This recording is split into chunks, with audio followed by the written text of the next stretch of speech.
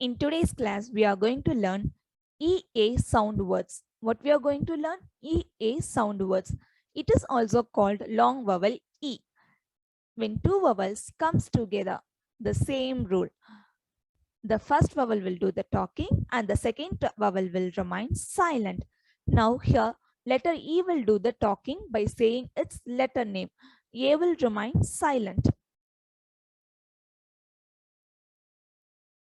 Can you able to see the words?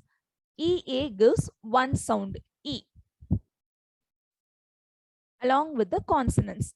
Shall we try to read the words? S, E, it, seat. P, E, it, peach. B, E, it, beach.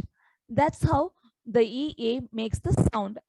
Try to read all the words and learn how the Z and A makes one single sound. Thank you.